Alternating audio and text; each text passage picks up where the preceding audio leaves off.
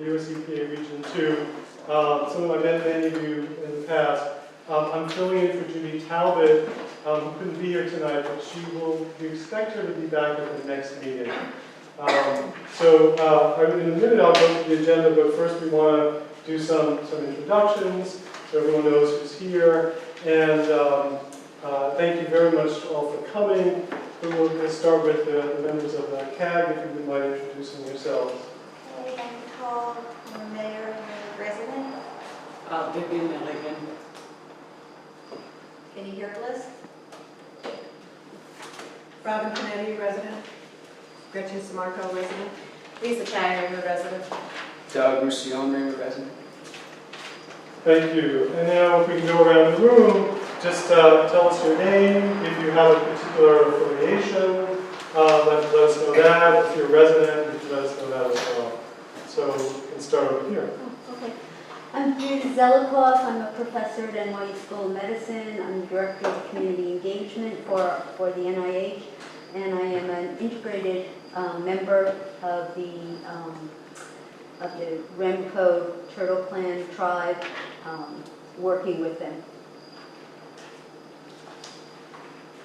I'm Julia Summers. I'm Executive Director of the New Jersey Highlands Coalition. My colleague Elliot Ruger might normally have been here, but he's on vacation. In the rain on Cape Cod. Mary Ann Lane, resident. You have this table? Pat Seppi, EPA Community Involvement. I'm sorry, thanks. Mark Hertzberg, DEP, Community Involvement. Ken Petrone, DEP Project Manager. Jill Gowers, EPA Project Manager for the Ringwood site. Thank you. John Spear, Mayor of Borough Ringwood. Scott Heck, resident and Borough Manager. Kathy O'Keefe, resident and councilwoman. Pierre Lubo, citizen. Colleen Liddell with Ford Motor Company. Craig Towers with the Nationals. Great, Dennis, anybody? Yep. Okay, great. If you turn to the agenda, I'm just going to briefly go over it, give you an outline of what we're doing tonight, and many thanks to the CAG and all the folks who participated in putting this together. First we'll do some approval of minutes, then we have a bunch of updates. After that, we've got approval of a letter to the Highlands Council. Then we'll be hearing from Joe Gowers of EPA on the OU3 revised remedial investigation report addendum. After that, we'll be hearing from Joe Gowers and Pat Seppi, EPA, on projected timelines for deliverables of operational units 2 and 3. And then we'll talk about next meeting dates, the next steps, and then there'll be an opportunity for public comments. Is there anything additional? Anything I missed? Anything additional? Okay. All right, great. So first order of business is the minutes. I understand the CAG already approved the May minutes. So now we're doing approval of the June minutes. We have Make a motion to approve the June minutes. Yeah. Venka moved it. I'll second it. I abstain on the vote. no one opposed. So the minutes are approved. Now we'll move into the updates. The first one is on a site visit of EPA Regional Administrator Pete Lopez on October 23rd. Do you want to start us off? Sure. I had run that date past you, and everyone thought that was a good date, and you could ask for a 2 p.m., right? You thought that would be a time pretty much that everybody could attend. Now, my question is, I know how this works with the RA and the schedule, and it fluctuates. Is there any chance that if you wanted to change the time, say earlier, could we still accommodate people, or would you prefer an afternoon? I prefer that. Yeah, I'll need at least a minute to change. I'm just concerned about people who are working too, it's probably easier to get out, you know. All right, so if possible, right now, we would like to leave it at 2 o'clock. You know, I have to tell you, Joe's and my concern was, even October 23rd, it's going to be a difficult time for a tour, just because everything is so blue and it's going to be greener after all this rain. You know, we were kind of hoping to do it when the leaves were down, so he had a better idea of what the site really looks like. And then that would be postponing it for another month, and I don't know if you really want to do that at this point. I mean, do you Why feel? not? Really?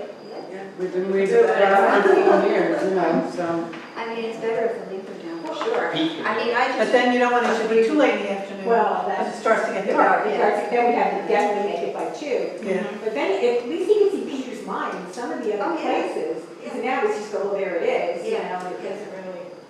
Oh, I thought that that was something that, you know, you had figured was the only date that we could do it. We were, well, that was a good day for him. We were trying, but, you know, and that may still stand. Let me go back tomorrow, talk to his office and say, you know, the CAG is certainly willing to wait a little bit longer and do it in November when it seems more reasonable weather-wise. Yeah. But they would still like it in the afternoon. Obviously, it has to be before dark.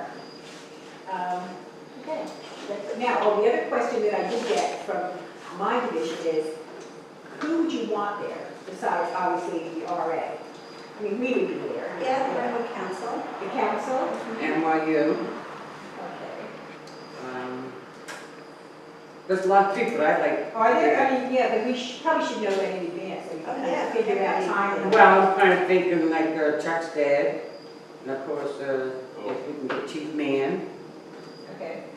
Dr. Chuck Stead should probably be there. Okay. I'm just thinking, you know. Yeah, I know, because if we're standing out there and it's cold, you know, I mean, sometimes it's hard to get enough time for people to make their points. But, you know, we can do that. I mean, as we're walking along and, you know, showing him all the different areas there, we could probably have people speak to him. What do you think, Joe? Yeah. Okay. So, I'll be just thinking, you know. Chuck's a great idea. Yeah. And who knows, I mean, you know, maybe everybody can't show up. So. I know, that's true. All right, so let's go back. We have a couple options. We'll see if the October 23rd is still good, but you're still looking for the afternoon. If we are going to do that, then we're going to have to reach out to these people sooner rather than later. If we can get on this calendar in November, we'll switch to that and come up with a date too. So I'll get back to everybody as soon as I have anything about that. Okay. Do you have an idea of how long the visit might be? I think we talked about like a couple hours. At least. Right? Yeah. It's at least an hour and a half for him to get here from the city in a couple of hours. Yeah. And I know that was the reason he was wondering if it would be possible to do it sooner, because I think he was trying to put something else in his schedule. But if that doesn't, you know, work for us, I'll just have to let them know that. And then, of course, if the DEP or whoever, you know, wants to be there, DEP is a very important part to me because it's their land. We're pretty much third, so. and you have to rely on you guys a lot now. Well, no, If we go to the middle of November, sundown's at 4:39. Is it really? So we have to be out there by Absolutely. 1:30. 1:30. Yeah. And to walk around like the Peters Mine Pit area and the OCBA area, as that's one location, but then probably going into the Cannon Mine area would be helpful for Pete as well, yeah, so that we would need to get over a little and drive up the road a bit. Right. Okay, well, we'll bring all this information back and see. I mean, we may end up with the October 23rd, and, you know, that's fine too. I like things more visual, that's why I just thought it might be better, you know, later on in the season. We might have to bushwhack Yeah, true. Yeah, true. Things are better than. for your boots. Yeah. So, But I can you mentioned having someone from DP there. We do have on the agenda a New Jersey update, and I think that might flow into this, so maybe we'll do that right next, but I see there's someone had a hand up. I was wondering, is there some reason why elected officials like Josh Gottheimer's office or senators or maybe the governor? Oh, well, I mean, it's up to the CAG. If they Well, request it, definitely. Yeah, and everybody likes it. Well, we're invited the governor, so I hope we hear something Yeah. tonight. Yeah, it's not up to us to Right. decide, but we would certainly, you know, if anybody to CAG one. You've got an election that's coming up. More likely to get one before. From that perspective, the October date might be advantageous. Yeah, right. So, you know. I would also think an October date might be a better thing, hopefully, if the leaves are down because of the hunters. Oh, yeah, we would want to get it shut.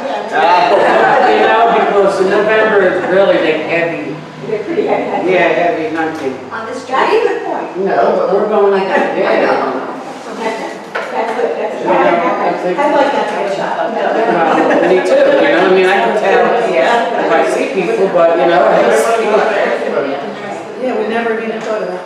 Yeah, that's true. You might want to leave it where it is, when it's hunting season.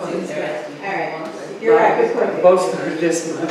Yeah, safety first, that's the most important. Well, so you'll take this back, I guess, kind of explore whether it should be the date or postponing it. If that's still okay with all of you, unless you really want to stick with. And it's before the time change, so. And I guess we should all wear bright colors. Neon yellow No, shirt. seriously. Yeah. Yeah. I just have a quick question. Does Senator Gottheimer have, or Congressman Gottheimer have he has an office here, a satellite office in town? Is that staffed Yeah. all the time, or does he have to be Once there? a week, I think. No, once a week somebody comes? Thursdays. Yeah, once a week. Not him, but somebody Right. once a week. Right, okay. Anything else on the site visit? I think we'll turn it now. We're going to jump, I have a few bullet points down to New Jersey updates, because I think that flows from the questioning about whether someone... Well, I see DEP holding the hands up there. You got something to say? Well, the Yeah, only, that's what we're I shifting. don't have anything new from the governor's office, but I know that our commissioner does want to come up, Commissioner McCabe, Catherine McCabe does want to come up.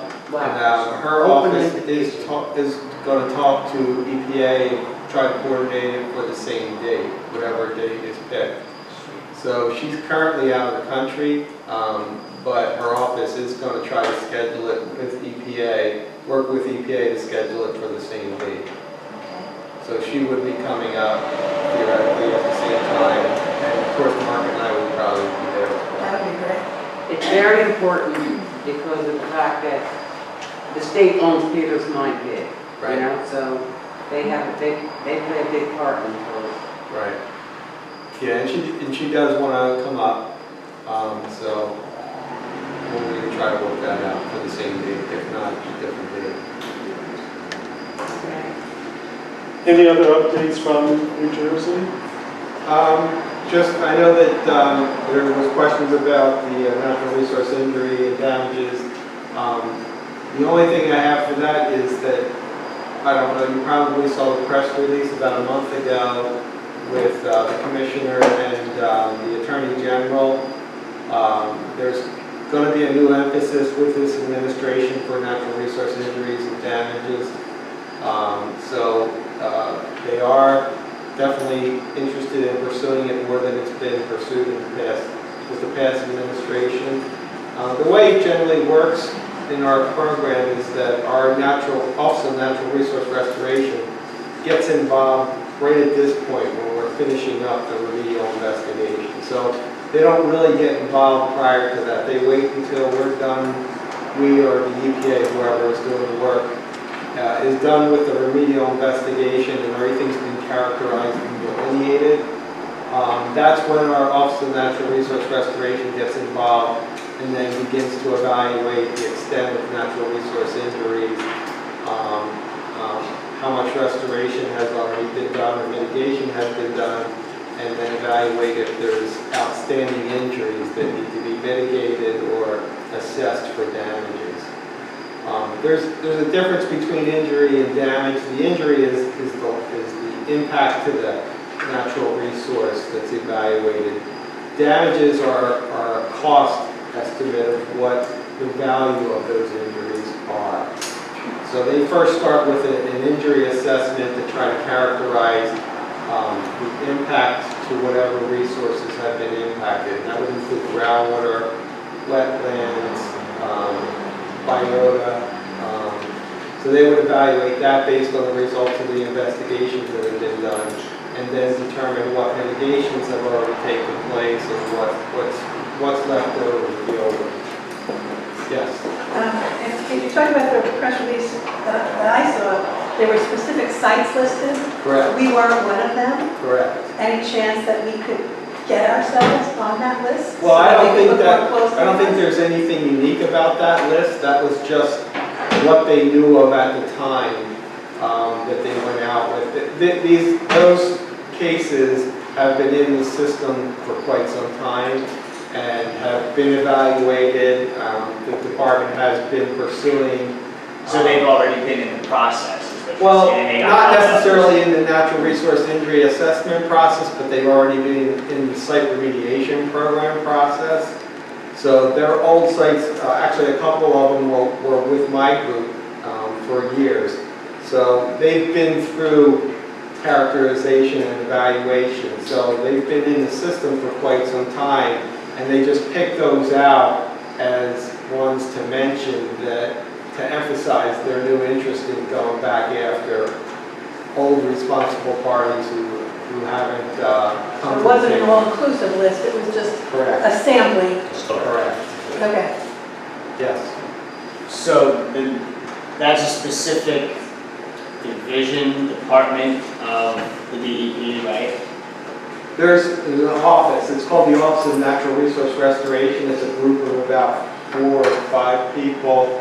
And that's all they do is evaluate natural resource injuries that come out of our site remediation and waste management program. Would it be possible, you think, to get one of those people at the next CAG meeting? Or a CAG meeting down I've there? asked that. I haven't gotten any feedback on that. But right now, the reason for the existence is because they're waiting for some new policy guidance from the Commissioner's office. So this is the first thing, that press release that you saw was the first thing that we've seen too, as far as what the new policy is going, what direction the new policy is going to go in. So I think our Office of Natural Resource Restoration group is still waiting for some more explanation and details on how we're going to implement this new initiative. Maybe after that they'll be more comfortable to come up, because basically they've been kind of pushed down from previous administration, so they're waiting to see what their new marching orders are. But it's possible in the future we can get somebody to come up. Right now they're not comfortable or ready to give you anything else right now. It's a great start. Bureaucratic limbo. What initiates the process? There's no formal permitting or process. It's basically our upper management will trigger it based on how the site's been characterized, and if we recognize that there's a large natural resource injury. Like typically, if there's a large groundwater impact plume, that's an injury that we want to go after, characterize and go after. If there's a large wetland area, wildlife management area, something like that that's been adversely impacted. So it's based on priorities, based on the extent of the injuries and the extent of the damages that are assessed. That they just get ranked basically on priority and how much value is being lost or impacted. Any other questions about the natural resource damages or the visit by the Commissioner decided? Okay. Just one other thing, there is a website for our Office of Natural Resource Restoration. You can visit that. It's currently being upgraded, but the old one is still there available. I can leave some information with you on that, but that has several pages on their website that explain what a natural resource injury is, what a damage is, how they evaluate injuries. So I would really encourage you to go visit their website. To the URL? I do. I can just leave this with you. It's like a couple of pages from website, and it has the URL on the bottom of the page.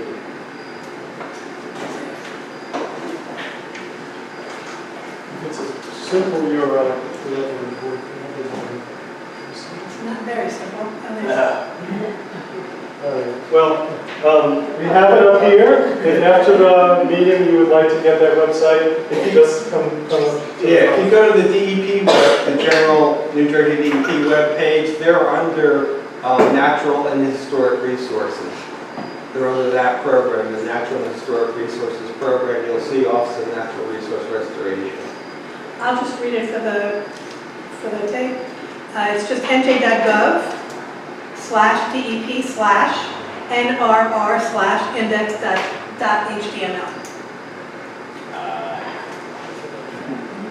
Do it again. www.nj.gov/DEP/NRR/index.html.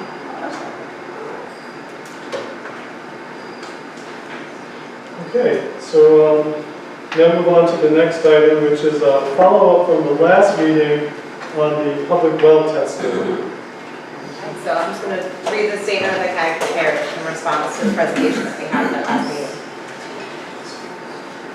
At our June meeting, Mayor Spear delivered a presentation about the locations of the wells that supply public drinking water in the borough of Ringwood and the general operating procedures of that system. He also offered his personal assessment of the risk that the Ringwood Mines landfill Superfund site poses to that system. While we are grateful for the mayor's time and appreciate the factual information he shared about the location of the wells and the nature of the systems that supply drinking water to those residents of Ringwood who rely on public water distribution, we respectfully disagree with his conclusions that there is absolutely no risk to this water and felt it necessary to respond. The vast majority of Ringwood's water, as the mayor explained, comes from sand, gravel, and bedrock wells. This is true both for public water customers and for residents whose homes have private wells. Our own expert consultant, Dr. Alexander Gates of Rutgers University, has studied the geography of the Highlands and our area of the Highlands specifically at great length. While it is true that there is some distance between the borough's wells and the Superfund, Dr. Gates explained at our meeting this time last year that fractures in our bedrock can run both horizontally and vertically, and that new fractures can open up all the time, making it incredibly difficult to predict not only exactly where, but also how far groundwater is flowing. Given this complicated geography, the CAG continues to believe that it is impossible to say that both the Wanakee Reservoir and the public drinking water supply of the borough of Ringwood are 100% safe from any threat of contamination from chemicals present at the Superfund site. Further, the site itself has been a threat to human health and the environment for more than 50 years, and the people who live there continue to face long-term health consequences as a result of contamination that both the borough and the EPA once claimed was no longer a threat. As we now know, drinking water for one of our local schools is provided in part by a well not on the map the mayor discussed at June's meeting, but by one that is much closer to the site, within a mile of its perimeter. When it comes to our children, we cannot just be, in the words of our mayor, pretty comfortable that there is no chance their drinking water will be impacted. We can and must do better. It is therefore the recommendation of the CAG and of our task advisor, Ms. Terry Boguski, that all wells down gradient of the site be tested for contaminants of concern on a yearly basis in order to be sure that we can take the necessary measures to protect ourselves and our in the event that any of these contaminants ever do in fact make their way into our drinking water. Okay, thank you for reading the statement. Any comments or questions? Okay.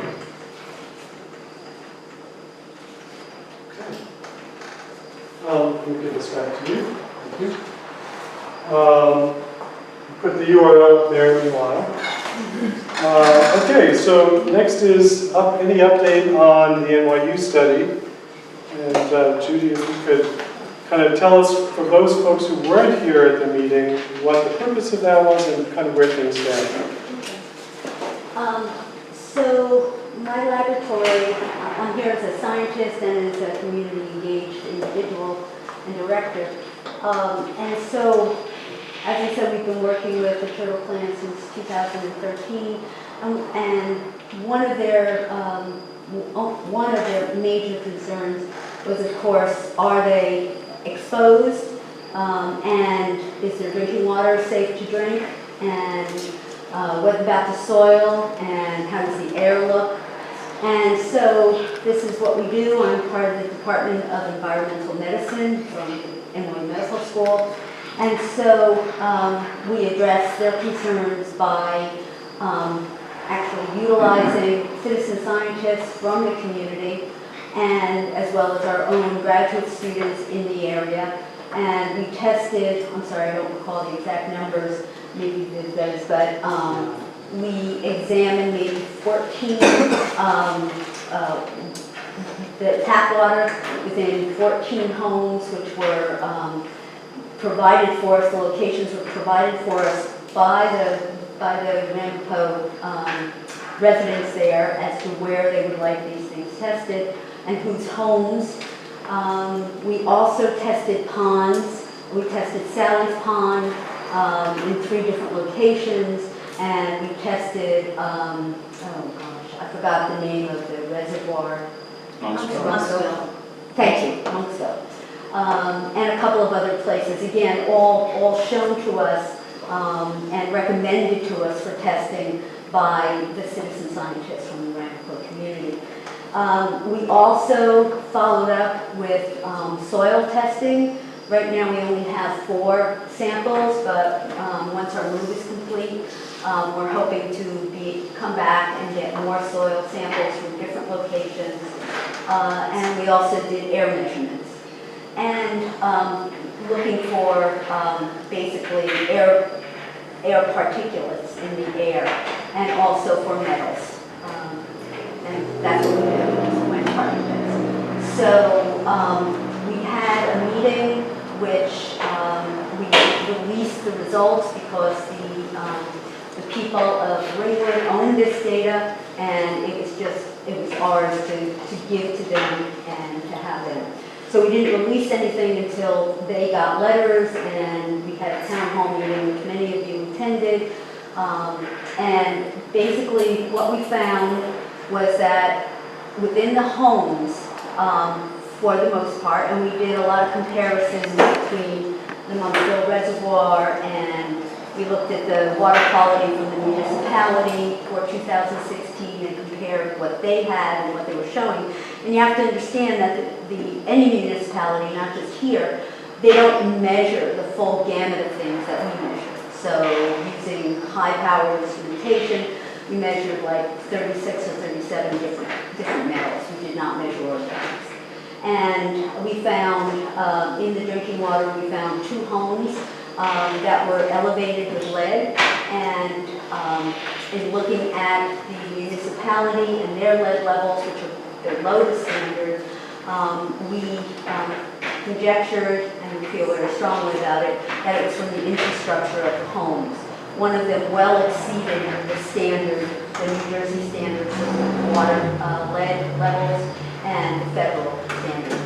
So we were in contact with that person, and at the last meeting, I talked to Scott, the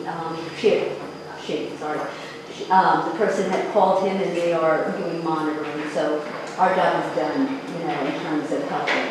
The person who had the other lead level were also not as high, not exceeding the standard, but coming close.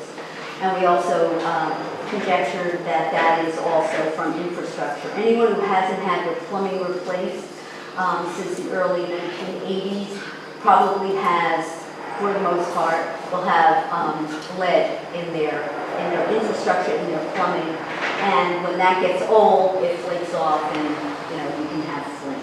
So we want to be really careful about that. So that was our results from the indoor water.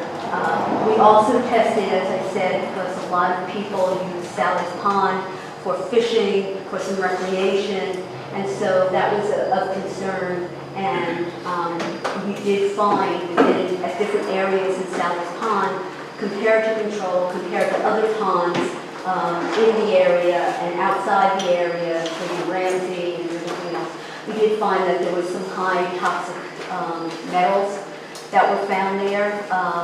And we did offer a warning that this is probably not the place that you want to do fishing and or swimming. And so we we cannot say, as a scientist, I cannot tell you that this is from something or from something else or from something else. I can't tell you what we found, where the science is. So we did offer that as a warning. There were metals like nickel. Many of the metals are, some of the metals were carcinogenic.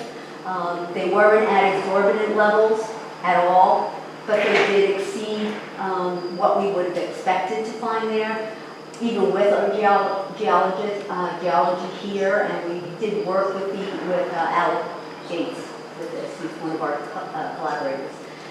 So as far as air goes, unfortunately, we moved our facility into the city, but I will still be here. This is my community. And so we're going to have to measure the air once we get our instruments up and running in the city. As far as the soil goes, we have 4 samples, and as I said, we're trying to do more. We just got the data. We've not given it to the residents yet, and so more to follow on that. You mentioned 2 residents, only 1 resident contacted me to get on our list. Yeah. The other resident has not, so if you would contact that person if you want us to Absolutely. continue on the program. Thank you. Thank you. So we plan to do more things. Oh, you wanted me to say. We have also worked with the Deer Clan in Hillbury, and we are starting to do environmental workshops with them. Everyone is invited, of course, but they're also very concerned about what's going on there. And we will be at the powwow for the 2 days, and we will be giving out all kinds of flyers and information on lead and mercury and arsenic and cadmium and asthma and reproductive effects and a lot of health information that are particularly relevant to people. Thank you, Julie. Thank you, Julie. Questions? And tomorrow, Any questions or comments? Okay, thank you very much. Okay, any other updates before we move? Next, we're going to move on to approval of the Highlands Council letter. Before we do, are there any other updates that anybody has? I don't have an update, but I'd just like to address the letter. I think the letter was very well written and, really got the message out there.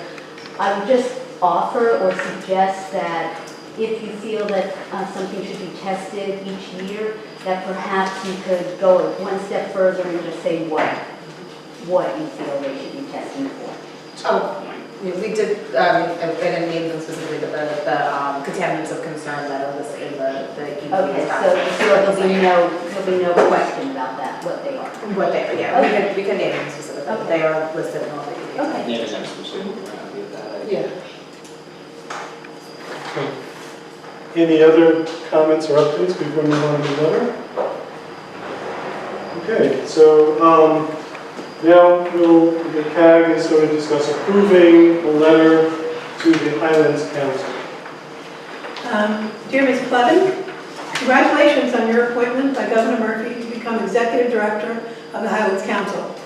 The EPA Ringwood Community Advisory Group, CAG, was established in 2006 after the relisting of the Ringwood Mines landfill Superfund site. Since then, the CAG has continued to advocate for the full cleanup of the site.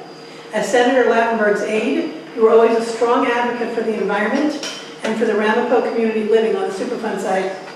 Through the years, you attended many Ringwood CAG meetings. We are writing to ask you and the members of the Highlands Council to revisit the NJ Division of Land Use Regulation application, DLUR, Highlands Preservation Area Approval, HPPA pre-application, because it contains an important factual error that likely influenced this approval. Then there is a link to a PDF. Section 8F of the DLUR states that the proposed recycling center will receive its water from a confined aquifer. This is not the case, since there are no confined aquifers in Ringwood. The borough also states that a new recycling center is needed in Ringwood, which is not true. Ringwood has a recycling center that is sufficient for its needs. On many occasions, in public forums and on the public record, the mayor has stated Ringwood does not need a recycling center, but that such a facility was proposed in order to protect the cap from being damaged. The cap at the O'Connor landfill will leave over 100,000 tons of Ford's toxic waste in Ringwood. This toxic soil, human contact is harmful, sits on top of wetlands connected to surrounding streams which flow to the Wanakee Reservoir. The EPA 2014 Record of Decision, ROD, called for the excavation of the toxic waste and replanting of the area, reclaiming the area as open space for the community. The CAG and community were thrilled with this decision. Unfortunately, the borough stopped this plan from ever being implemented. The Ringwood Council supported Ford's plan to cap the toxic waste and build a recycling center on top of the cap. Ford would pay for the recycling center and all permits needed, saving Ford $32 million, the estimated cost of excavation. The CAG and the Ramapo community do not support the borough's decision to cap O'Connor development area. In 2013, 1 year before the EPA ROD was issued, the Borough Council entered into a term sheet agreement with Ford.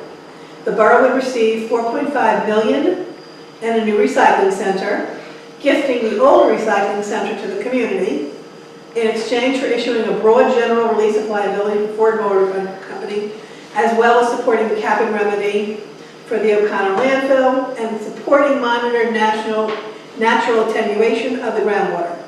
Please note that the borough's support of the MNA, monitored natural attenuation, is premature to say the least, since the groundwater rod still has yet to be released. There's another link to the term sheet. The residents of Ringwood had no knowledge that the council was in negotiations with Ford until their decision to stop the excavation of O'Connor was made public.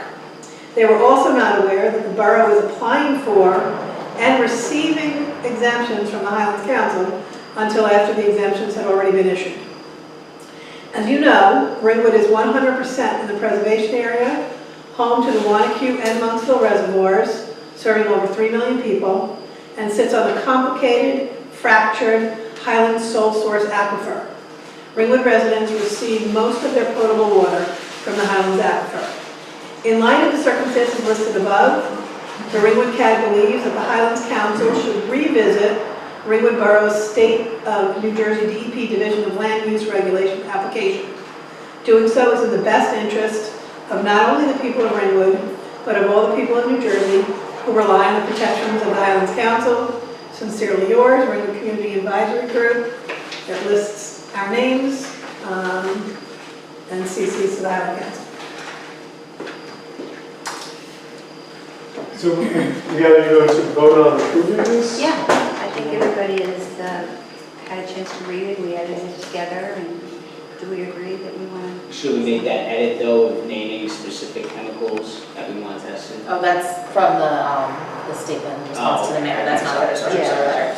The only thing that I would say is if we're sending it by email, we can take these links to the documents and you can just hyperlink that into the name of it in here to make it a little bit more readable, but I can do that. Yeah, I'll this make is just it- a, the text is great. It'll be carbon copied or, copied Yeah. to the members of the Highlands Council. Before they vote? Yes. Yeah, okay, just before you vote, we have someone Just who'd like a to speak. recommendation that you copy Carl Richko, who is the new chairman. We are going to. Yeah. Okay. In case you needed to do that before you CC vote. of the council. Yeah. Yeah. I would, but copy Not it by yes, name. Okay. Thank you. His wife was my science teacher in Irish. He's actually coming to speak at the Yeah. Democratic Club next week to talk to us about the house. Any other input? I have a recommendation after the vote. Okay. Would you like to lead the vote? Oh, yeah. All those in favor? Aye. All right, so the letter's approved, and we have a recommendation. That you send it to Scott Fallon and Jim O'Neill. We usually do. Yeah, thank you. Any other comments or questions about the letter? Question, what do you hope to accomplish with that letter? We hope to go back to the original plan of the EPA to not build a recycling center on top of the cap. We haven't given up. Did you read, here, you can read the letter. Yeah, I have it digitally. Yeah, you can think that way. Thank you. We want a full cleanup. We've always wanted a full cleanup of our. And historically, the Highlands Council, which helps enforce the Highlands Act of the state of New Jersey, hasn't really been very present in this situation, at least since I've been around and paying attention. And hopefully to get some kind of sign-on of support, at the very least from them, would be beneficial, I think, to the cause. Right, so in approving this, for this plan to go forward, for the cap to be built, the recycling center to be built, they needed to issue an exemption. So that, right, because we're in the preservation area, meaning that there are all sorts of restrictions on the kind of building that can happen and where it can happen, to protect the water supply that is here with the reservoirs. So they issued an exemption to allow this to happen, and we're asking them to revisit that application based on the information that we think is faulty in some ways. And if they revisit that, and somehow, then if they revisit it, we think that they will return that exemption. If they return that exemption, then we go back to square one. So, I'm sorry, I did not read it. I listened carefully. Is the last sentence or sentence before that actually what you're saying? Here is what we want. Right, we believe that they should revisit the actual application, yes. Okay. I don't understand why an organization like Highlands would make an exemption to allow a corporation that's fiscally able to clean something up that they left here, to allow them to just leave it here and walk away. I think part of it has to do with the legislation of the Highlands Act, from at least what I've read, where there's a list of certain exemptions, and I think Julia could help with that as well. There's a list of exemptions that go along with the Highlands Act, any work that needs to be done in preservation area, which Ringwood is in, and I believe one of the exemptions falls under a remediated area, or an area that is set to be remediated. We call this a remediation. It would be a So, brownfields yeah. exemption. But there has to be, it's just not carte blanche. There has to be things that have to be proven. And the unnecessary fact of the recycling center is one of the, their points was that we needed a recycling center, but we don't. And your point is absolutely right. Why would, we're 100% in the preservation area, and why should Ford leave their toxic waste here? And the reason we pick now to sort of maybe look into it, and we're just grasping at straws really, but there are errors in the application, is that there's a change. There's a change in with the governor, who's more pro. With Christie, there was really no hope. So there was no point to even, ask for anything, because the Highlands Council was pretty decimated. Yes? You're correct. There has been a change. I believe that DEP has new guiding principles, which they have just developed. And you have a unique situation in that you have an executive director of the Highlands Council who is uniquely familiar with the site. Absolutely. And for the first time, she's in charge. So when I saw her name, I'm like, I know it's hard to pay attention when someone's reading a letter. She used to come to these meetings all the time. She'd sit in the CAG meetings on behalf of the senator. So it's like coming back home for her. I mean, and Senator Lautenberg had been an advocate forever. Maybe she'll move to Ringwood. Yeah. So, it doesn't mean that she can do anything, but you're right. If you don't try, nothing will happen. Yeah, if you don't ask, you never get any sort of response. So again, we're ready to go down fighting. We're not done. Any other questions or comments about the Highlands Council letter? Okay. All right, thank you all. We'll now move on to the OU3 Revised Remedial Investigation Report Addendum, which Joe Gowers from EPA is going to talk about. Sure. I mean, basically what we really wanted to do is to provide you an update of any of the activities, reports that we submitted since our last CAG meeting. And of course, one of the major submittals was a revised OU3 remedial investigation report addendum, which basically was revised to address the agency's, EPA's and NJDP's comments on the previous version of the report. The comment letter was sent to Ford and a consultant back in May. So I guess one of the major and probably the only new data that's included in this report is essentially the data from potable wells within a mile or 2 miles of the site that were actually identified and sampled back in August of this year. That was done, the state of New Jersey's comments. They wanted to see an updated potable well search for the area. And essentially what was found was that there were currently 5 wells on state property, part of the state park, and in addition, 1 additional well, which was, as you had mentioned, located at the Hewitt School. All of those wells were sampled, and the results are summarized within that revised addendum. And essentially, 1,4-dioxane was not detected in any of those wells, including the school well, of course. Other site-related contaminants were not found at elevated levels in any elevated well. The organics were related to the site were actually detected in any of those wells. And that's all summarized again in that addendum report, which, as Venk is aware, is now on our public site. It's readily available, along with a response to comment letter that was prepared by Cornerstone, which summarizes our comments and their responses. Of course, this report, revised report, is being looked at by the agencies to see whether it satisfies all of our comments that were provided back in May of this year. So I mean, that's really the only new data included in the report. Other comments in the report that were addressed or in the report were things like we wanted an uncertainty section put in the report with regards to the modeling effort and the groundwater investigation. There's always some sort of uncertainty. We wanted that to be documented within the report itself. We wanted figures that were in the report, buried in reports in the back. We moved up to the front of the report so people can actually find, locate those figures.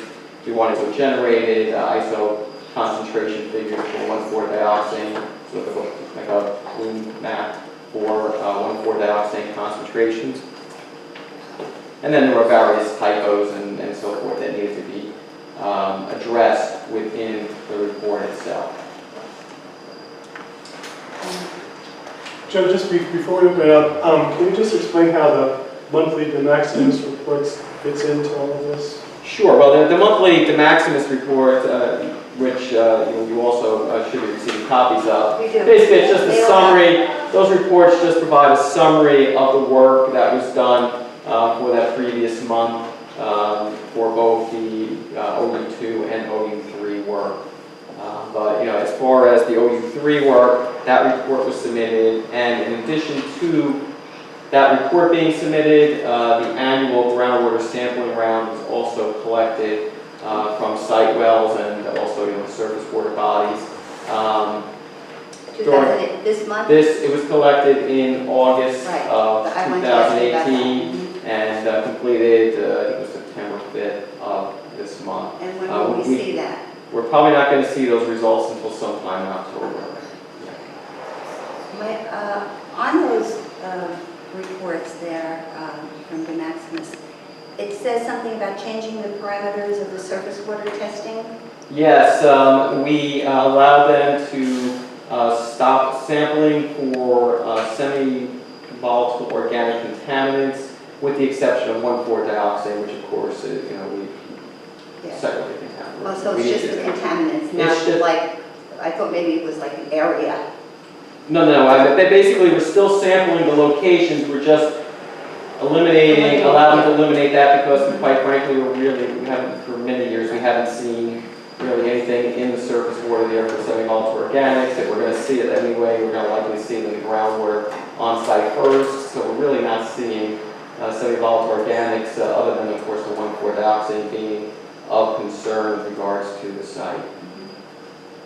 So in this, these questions and answers by Cornerstone, the comments, so there's a few of them where they sort of buck you guys, EPA, so who wins out?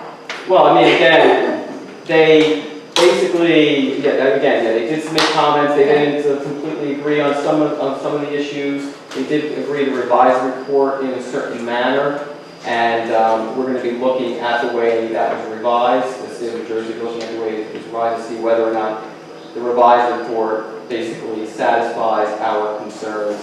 I mean, there were other issues So there's that going to you be pointed another out. round? Well, we're gonna look at the report, and if we don't have any concerns, then this addendum would be then approved by the agencies. But if we do have significant concerns still, then we would require another revision of the RI report addendum to basically address our concerns. Right. Yeah, and that's the way it always works. I mean, if we have comments, we have to make sure the comments were addressed to our satisfaction. Okay. One of the comments is about the mine water, Yes. and they keep saying the water is stagnant, which means No. it doesn't go anywhere, right? So Well, why is it? that was one of our concerns. Yeah. I mean, I understand where they're coming from. They're coming from the fact that it's not like a monitoring well where we basically our procedure is you pump the well to remove anything that's been sitting in contact with the well to try to get formation water to make sure you're getting water that's representative being sampled, where you really can't do that with a filled mine of water. You pump forever. You're not getting. So when they sample, they're just sampling that stagnant water. Yeah. And that's fine. Our concern is the way it was worded, we wanted to make sure people understood that just because they're saying that's stagnant, it's just not a bathtub. So it's sitting there, it's in contact with the aquifer, with the bedrock aquifer, and clearly contaminants from that water are moving through into that aquifer. Yeah, based you're right, upon that's the what sampling. we're thinking. And that's what our concern was. We wanted to make sure no one was being sort of misled to think that it's just sitting there, but there is contact between.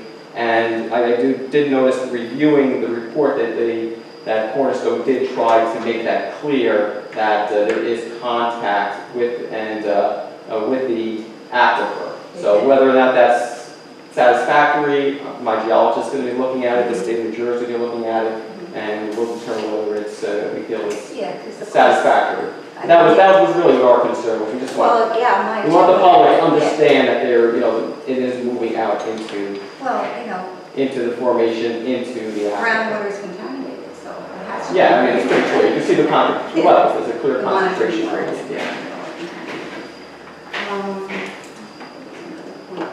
And of course, my issue always is when they state that the Burrow Wells, there's no issue with the Burrow Wells because they're in it was originally a completely different watershed, and now it's a completely different sub-watershed. They did clarify that. But was the line here. that doesn't matter because it's all going to the same place. So I don't see how they could say it's completely different. I think that's wrong. Okay, well, I mean, you stated, and Million you've seen our geologist's position on the issue. Yeah. And clearly you've seen some of now the new sampling, which of the potable wells which are closer to the site, and we're still not seeing 1,4-dioxane there.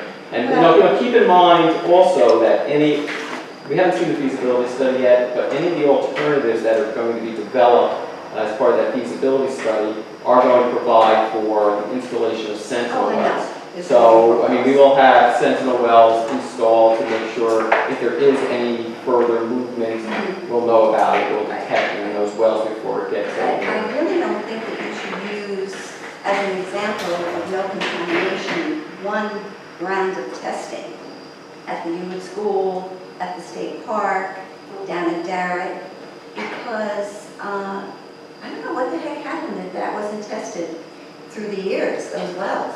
It seems. Well, because again, when you sample wells like that, we sample them when we believe that they could be threatened, but at this point, none of the groundwater wells on site don't really indicate that there's any sort of significant movement of contamination off of the site property in the groundwater. So why did you do it now? Why do you do it now? Well, the Yeah. state, because the state Yeah. asked for an updated portable well search. The wells were identified, and again, we hear you, we hear your concerns, and we're trying to address those concerns. So are they going to be tested again? Well, it's complicated. The way potable supply wells are sampled or required to be sampled is different depending on how they're used. So they're classified as community, non-community, depends on the population. If it's only used seasonally, then that affects it. So there's all kinds of different sampling requirements based on how the well is classified. These are sampled periodically, but not frequently, and they're not sampled for the site contaminants or concerns. So When you say these, you're talking about the state park wells. State park. And also, I'm assuming, and I'm sure that the Hewitt well is tested regularly Right, by the still Safe well. Drinking Water Act, but not for 1,4-dioxane. And it's really a pretty deep well. I was surprised. It's like 600 feet. Yeah, so all I can say is they're sampled as they're required to be Yeah. sampled based on the law, but that might not be what you think it is, that's all. It might only be certain times of the year or in less frequently than you think they're being tested based on their use. So do you think you'll be asking for more testing? Of the park wells, And the school? I think we'll wait and see what the remedy is for groundwater, and we'll see where the Sentinel Wells are placed, and those kinds of things will all come into play. I mean, I would suspect that the Sentinel Wells will be located closer to the site than the state park wells, and so they would be the first indication of anything getting off site before they would get to the park wells. So it all depends on how things play out, but we hear you, we're watching it too, we're certainly concerned about that. That's always been our priority concern is drinking water. So you knew those, we'd never heard about those wells, they kind of took us by surprise. You did know that those wells were there? we had some indication that there were possibly still wells in the park that were periodically used. And the school? School. The school, no. That we've talked about wells up and down and from here to Sunday, and somehow it just never came up that there was a well at the school. How did we never hear that there was a well at the school?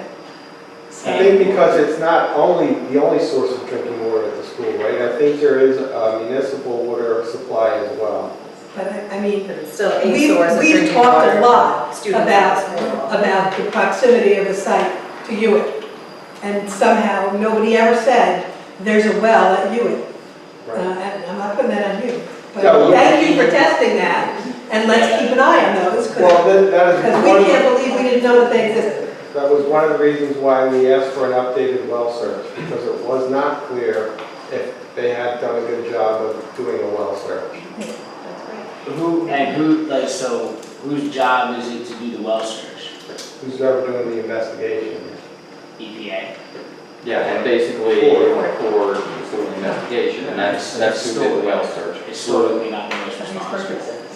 So even in the 80s, when this contamination was a lot more rampant, that well was never. Well, there were potable wells sampled back in the 1990s. There were actually more wells around the site that were actually in use at that point in time, and there was a 5-year sampling plan which included the sampling of some of those potable wells. However, as this well search is, that's it. I mean, what this shows you is basically within the vicinity of the site, the only thing that's left are basically a few state park wells and the Hewitt School well. Well, but my question is specifically, so that Hewitt School well, even back then, was never considered or tested?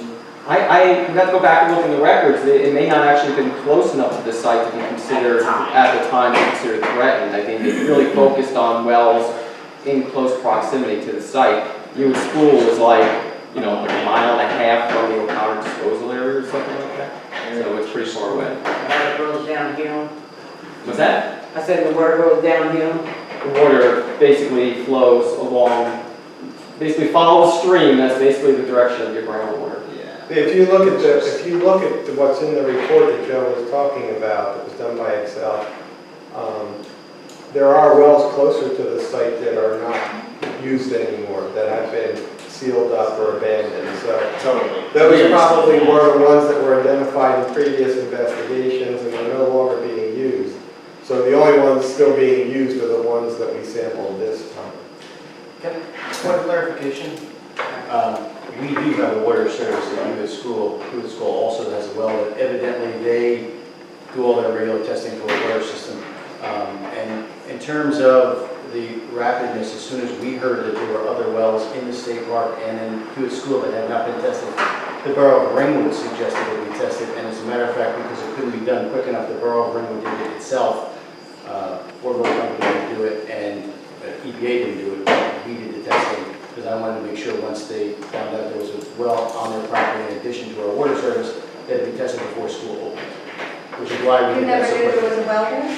I have a water service there, so I did not know there was one. That's why I was curious to find out how the board finds out as well that the town doesn't have maps. We don't run that water system. That's independent, done by the Board of Education. And they do test it regularly according to the Safe Water Drinking Act. We wanted to test it for all the contaminants that and 1,4-dioxane that could have been found at the Superfund site.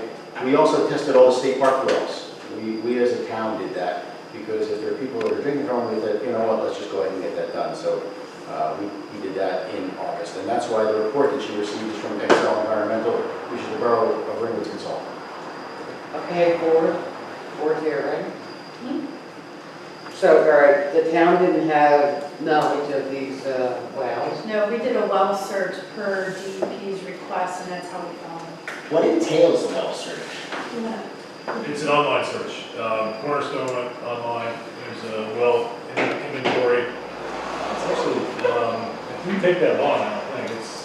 But again, those wells are over a mile from the site, and something that people aren't talking about is when the testing was done, there were wells between the site and the school that were tested during, the course of action. So it's not as though those wells were ever, not looked at. They were just further away, but they found clean wells between the site and those locations. So far. I think I understand the logic. Well, yeah, so far. Because we know, we can find floods down there, Ford dumped everywhere, so, the open roof. But again, so in other words, the state had victims of these wells? Yeah, anytime you put a well in the ground, it gets recorded okay. and onto a database. So there's a database out there where you can do a well search and find wells.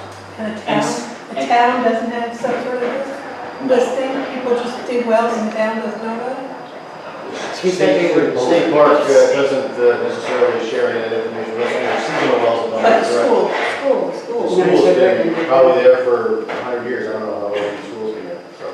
And I guess the disconnect here though is that it's just hard to understand, although that well at Hewitt School is far, 1.5 miles from OCBA, I guess the disconnect is still that it's hard to believe that it wasn't considered way back then originally. But I see it like how they weren't testing it back in the 80s, as they mentioned. Yeah, again, I'll go back and look at it's actually the 90s when I believe they were doing. But I understand there were other wells that were closer. In They its looked path. more. In its path. I mean, basically looking at something they considered to be threatened or potentially threatened at that point in time. Yeah. That would have been wells close to the And that site. would have picked it up hopefully before. And now we're looking at wells which are further, 1.5 miles out from the site. So that's All right. the difference. I understand. What site? From the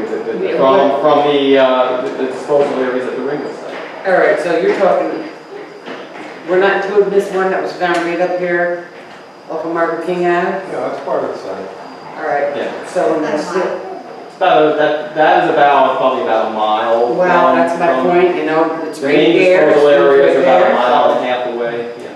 So, I'm just curious about that one. That is a lot closer to the school than O'Connor or Peters Mine.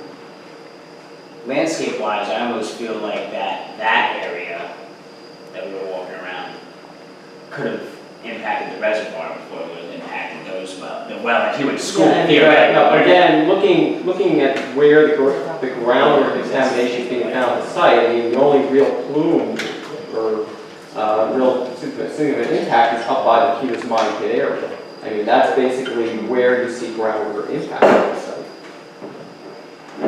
I think I understand. Well, and one thing that's not talked about at all in Cornerstone, and I think you sort of mentioned that in your comments, EPA, is that, as Lisa said in that statement that she read, you know, the water just doesn't go vertically up here. That's the difference. It goes also horizontally. So, I mean, even Cornerstone mentions, as when they're explaining that, you know, oh, it's there's a lot of contamination at 180, not at 180 feet. It's more down here, but then sometimes it's contaminated here and it's not contaminated over there. So it's so complicated that it's, you know, very hard to say where the groundwater is going. The mile is not that far underground. And fractures open all the time. There's lots of earthquakes. And, but I'm just relieved to hear that the DEP is hearing us and that we're concerned about our groundwater and our wells. Who initiated the Hewitt well being tested? Was that the borough? Good call. Good call. Thanks. How about the sister house? Do that have a well? For our water system. It's on your water system? That doesn't mean anything, doesn't necessarily. That's true. It could be no wells, they had a bunch of outbuildings back there. It just didn't show up on the well search. It's all from the ground. So if I'm hearing things correctly, just going forward, when the feasibility study is done, there'll be Sentinel Wells established, a network of that. And based upon what's decided on the Sentinel Wells, you'll be able to know whether these newer wells that were tested should be included or not. Is that Well, I mean, that's basically the Sentinel Wells will be very, very likely, I can say probably pretty much definitely before you get to any of these wells here. And if there's detections at those wells, then we can determine whether we need to be concerned about wells which are further downgraded, sampling of those wells or what have you. Also helps evaluate the effectiveness of our well. Any other questions about? I just want to make one clarification.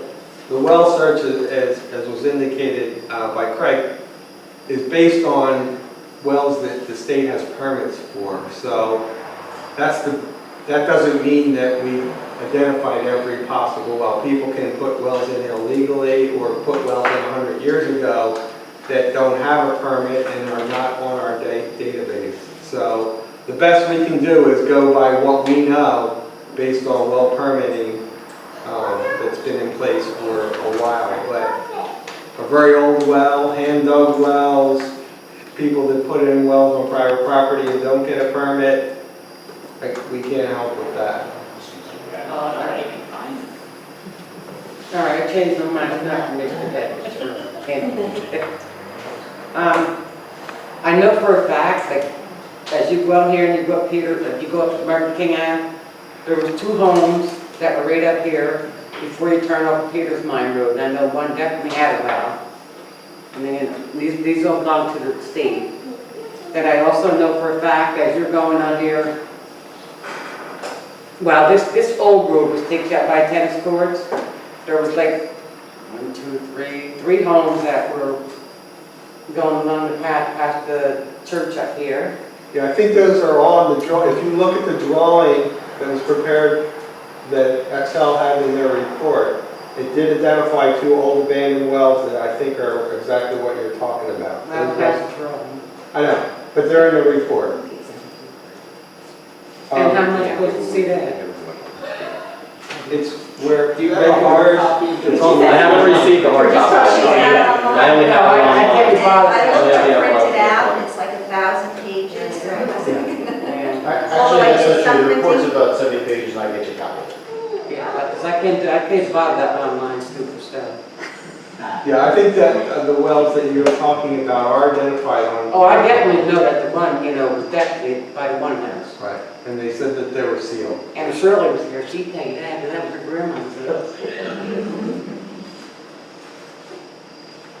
Just one fact, I think that NYU did find that Sally's Pond was fairly, I don't know, highly contaminated with lead, but Not highly, but above. above, yes, above the standard. There was nickel, in some cases there was cadmium. So there were things that shouldn't be there. No, but that's even taking, we had to spend a lot of time with Dr. Gates because we have very strange geology up here. I know. Very unique, I should say, not strange, very unique. And so we were trying to figure out where it could have come from. And a lot can come from the geology here. And a lot may not. Right. There's a lot of manganese. There's a lot of sludge. And, I can't really say more than that. There's manganese, nickel, cadmium, there was lead. Well, the lead stuck out to me when you were giving your report, yeah. There's some arsenic, not above the standard, but there's a lot of arsenic in the rock. So that's why we were also very interested to follow up with the soil. So Right. we did soil around Sally's Pond as well. And I do want to add on, it's all according to the time span again, but right out here on the outskirts of Good Shepherd, there was a boarding house there where a lot of family members lived. And then as you go through this Bonnecue Reservoir gate over here, my family members also had homes there. There were several homes that you wouldn't think existed, but there's been plenty that Joe, is there anything more you wanted to say on finalizing the report of the addendum? I know you said that the EPA would look at to see whether the comments were properly incorporated. Is there anything more on the finalization? Well, I mean, that's it, we'll see, and if both agencies feel that the comments were adequately addressed, then the ROI addendum report would be approved by the agencies. And then, of course, following that would be the submittal of the feasibility study, which Ford is currently, finalizing a draft copy of that. So how will we know what the outcome is of your comments and Cornerstone comments? Just reading the next report? Or can you sort of let us know? Sure, I mean, when basically, any sort of approval would be documented with a letter. We will share that with you. Any sort of additional comments that we have, if we do have additional comments, again, would be put in letter form, and we would, of course, share that with you also. And do you have a sense of timing on that? Well, as far as our review, probably within a few weeks, we would have that document reviewed and a determination. Yeah. Right. Any other questions or comments on the report addendum?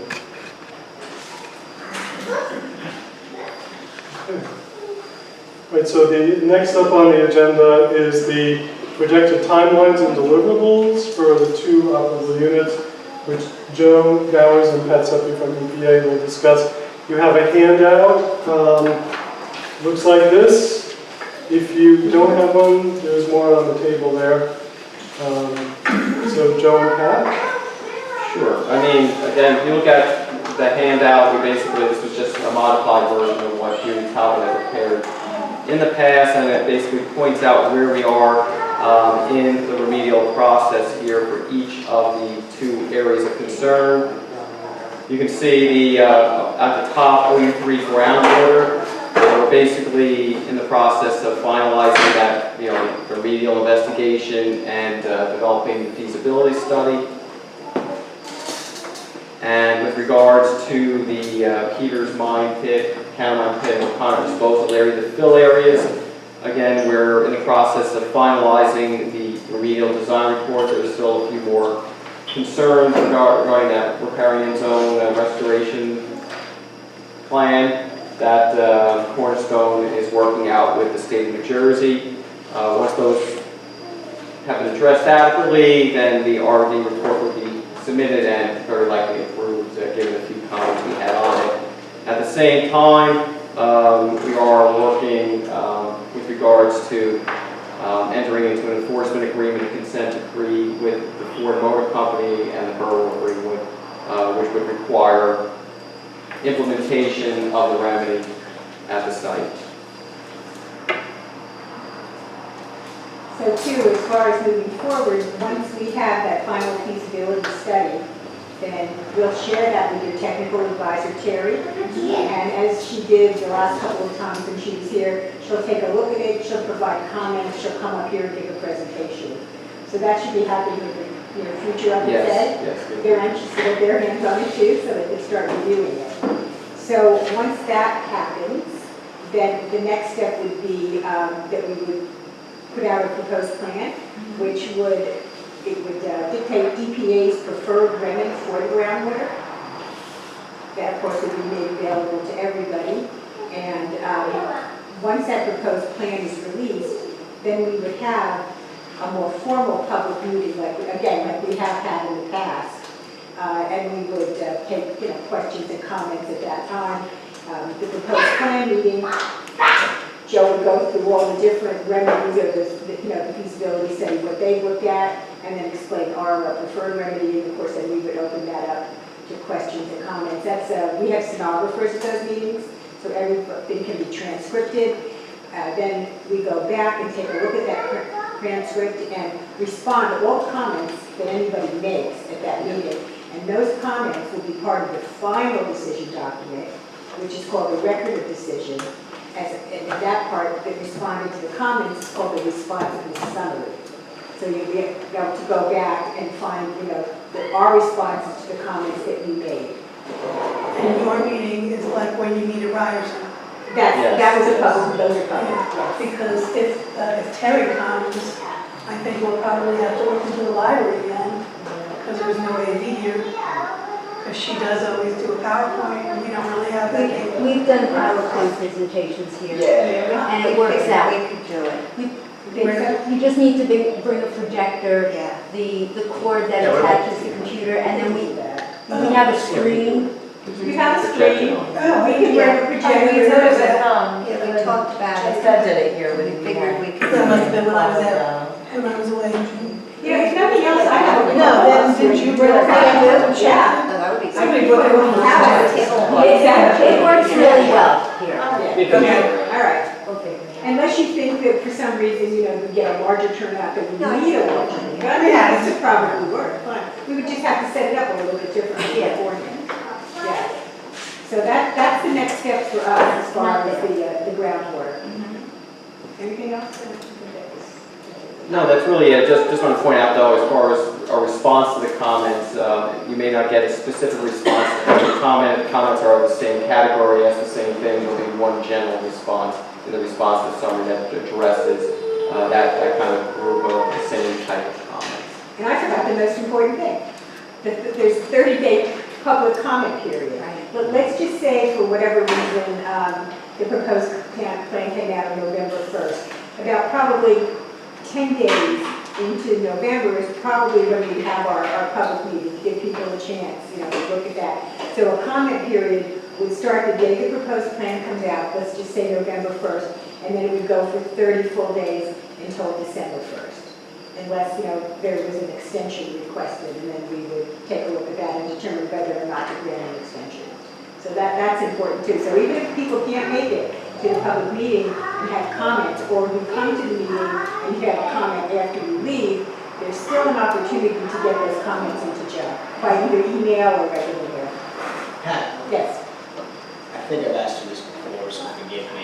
I hope I say the same answer. These, let's see, these comments, Yes. What's the purpose of these comments? Do they influence any kind of decision, or is it just there I know. as like a counseling session? Absolutely, in the past, there have been times when comments have influenced EPA's decisions. I would have to say, sometimes maybe just minor tweaks, it might not change the whole remedy, the whole decision, but you might go, oh, that's a good point, we didn't think about that, so we do change portions of it. But they certainly are always read and taken very seriously. And, that's our best way to get out to the public and share this information and get your comments back. So, yeah, there's not that many remedies that have been changed entirely because of comments, but they are looked at seriously. Other questions before we move on to the OU2 fill areas? I assume that's where you were going next. Is that right? You weren't planning, you were done? I'm As far as the OU2, the remedial design, we have indicated that it's in the process of being essentially finalized. So any questions related to timing, to the diagram or otherwise? We just kind of went through that, right? Yeah, again, right now we're waiting for that feasibility study to be final, so we can get that out online, we can get it to your technical advisor. So that's our next big step. How closely are you working with North Jersey? Working with North Jersey District Water Supply Commission. At this point, we don't have any really direct dealings at this point. They've expressed their concerns. We try to address their concerns with the additional modeling efforts that were conducted at the site. So, we have tried to take them into consideration and have tried to incorporate that into the RI report. Because they're a pretty important part of this whole thing. Right? That's why they won't step forward. Well, I think you said that quite a few times, that we would definitely take that report into consideration. And yeah, we have. And there hasn't been any more reports or anything? Not coming from the North Jersey Water Supply Commission, no.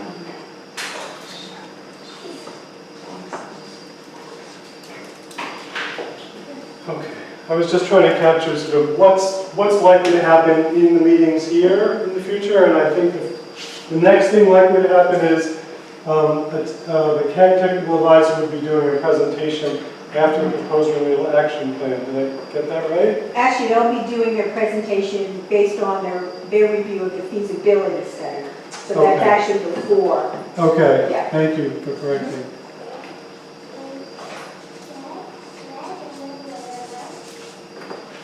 Okay.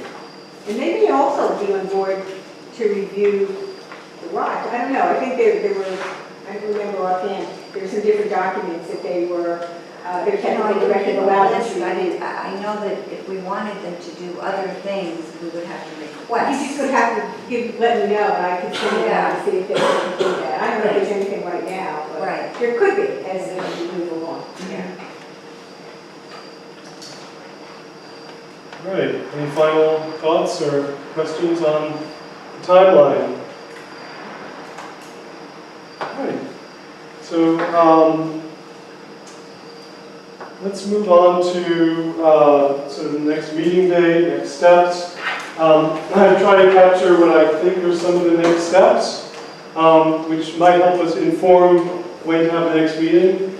Some of this is maybe ongoing, but one of the next steps is exploring whether to postpone the October regional administrator site visit and coordinate that with, possibly coordinating that with the New Jersey DEP commissioner. And we're not sure yet when it's going to happen. It might be October, it might be later. That's something that has to be explored in the course of the coming weeks. As far as natural resource damages, that's going to be revisited later on down the line when DEP has its infrastructure up, some policy guidance and so forth. In the meantime, I've captured the URL here in case you didn't hear when it was read. OU3 revised addendum, EPA will share that with the CAG. How is that going to be shared? Was that the revised addendum? Yeah. Yeah, that, if there's any changes, we could provide it to them electronically. I can send it to the CAG representatives. Okay. So it's really the changes EPA will share, okay. And it'll take a few weeks to decide on whether this most recent draft is acceptable to EPA. Based upon that, that'll affect the timeline, of course. And then there will be the CAG technical advisor will give a presentation after their review of the FS. Are there any other sort of next steps, to-dos that I've missed?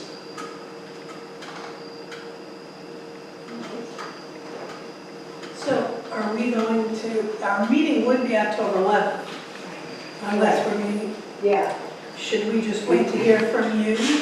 And if we're not going to do October, will we have updates for an October 11th meeting?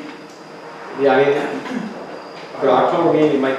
I won't be here for October 11th, but I think we'll still, the DEP will still be reviewing the RRI. So we won't be ready at that point.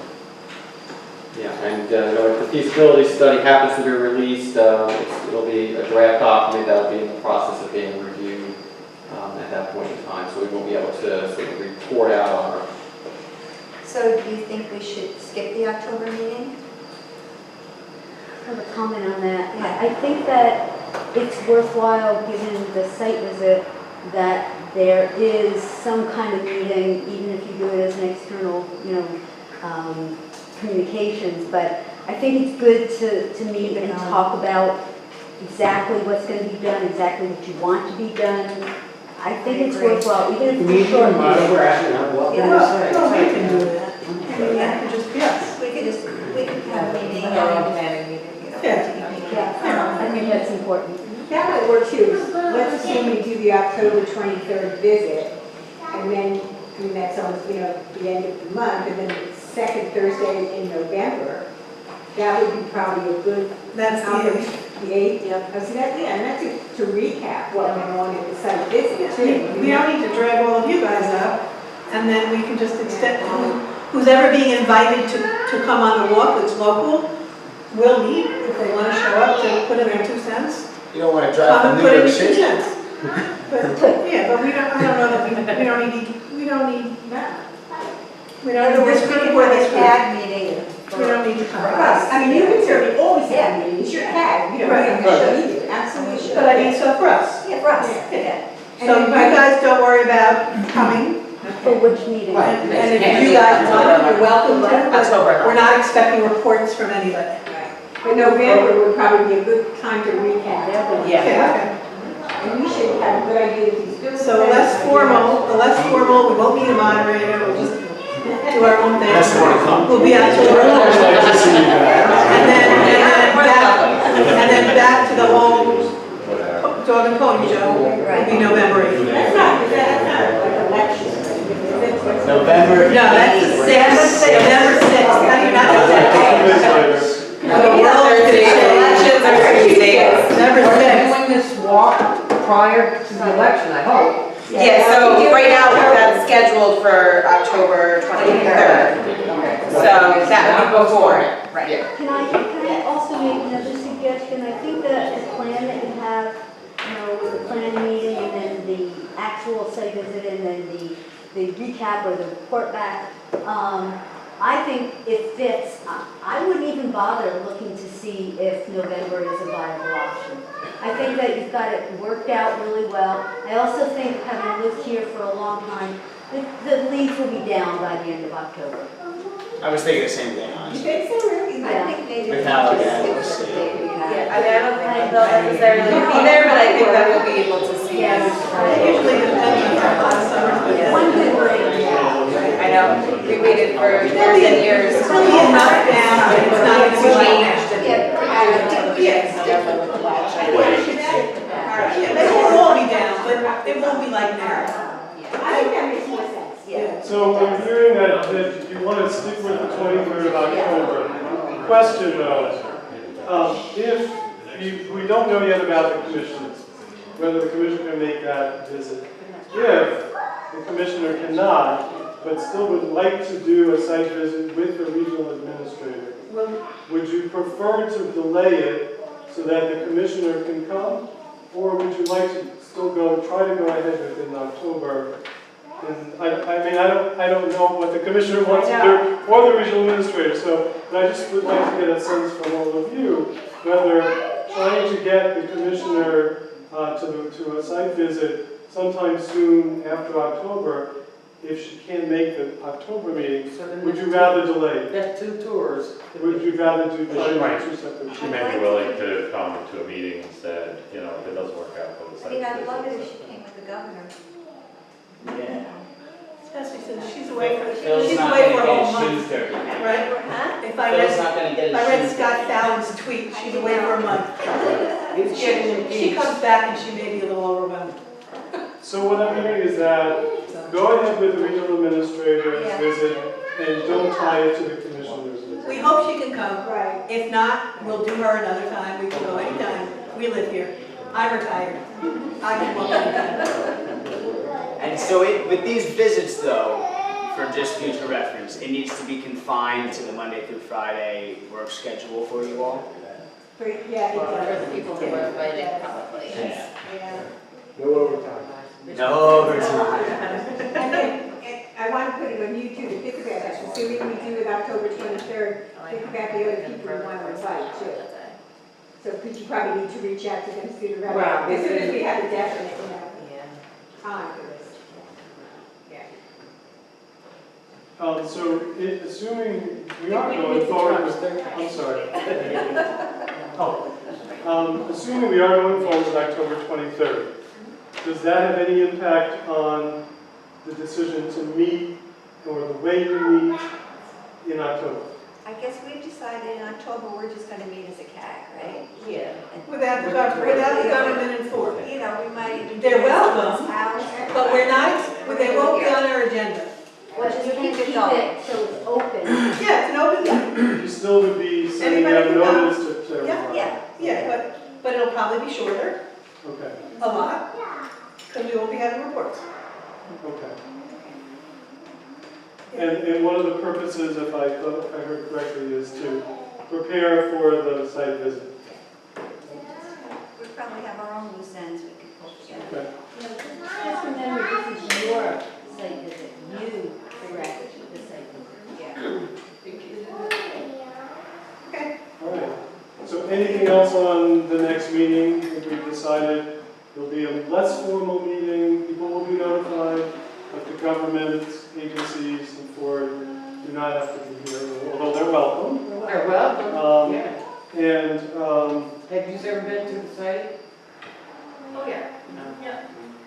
So Becca, you'll reach out to everybody in the CAG about that informal, that will you also send it out to that other list that I send everything out to? I That could. you, So you just send it to me, I'll send it. Okay. we're definitely on for the 23rd, Mr. Lopez. Yes, yes. 2 p.m., 1:30 p.m.? Well, he still wants the 23rd, so his issue was the time, and I'm just going to say that it's important that it's in the afternoon.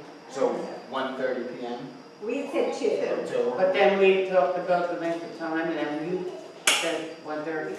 I did? Yeah. For November, 1/3. That was, we were doing November, it was going to be January, right? That's right, that was, so we got another 2 year old.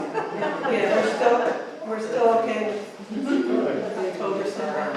Okay. so, I'll get back to you as soon as I know when you get. excellent. Okay, thank you all. Thank you. Before we conclude, are there any comments from anybody in the room? I think they were all made during the meeting. I know, I'm for a change over thinking, so, because I saw it wasn't on the agenda, so I waited, probably shouldn't have. So with the enforcement agreement for the PRPs, does that have any dependency on the finalization of the remedial design report? Well, no, the enforcement agreement, we're currently working on negotiating, but of course, the design report is not completed. Any work under the consent decree to do the remedial action typically will not occur until the renewal of design reports. And is there a date or a sense of timing on the enforcement agreement? All I can say is that we're working on it. Any other comments or final questions? Yes. Can I get a copy of the statement read as well as the letter to Highlands? Yeah, everybody had that. Do you have copies here? We can email, we can email them to you. Which, okay, yeah. Yeah, I'll leave Okay. it. All right. Thank you. Sunday, October 23rd, 6:05. All right. So we're good. So is that I just think so early already, that's. I know. Yeah. Well, I wanted to say that I'm amazed that you like hit the button. Thank you, Joe. At 8:30, yeah, that's a meeting date. I know. Well, we may be ending a little early, which we never supposed to do. So no, thank you all very much. This was a great meeting. You're all, everyone, wonderful exchange of information, and that's exactly what we want. We need to run into transit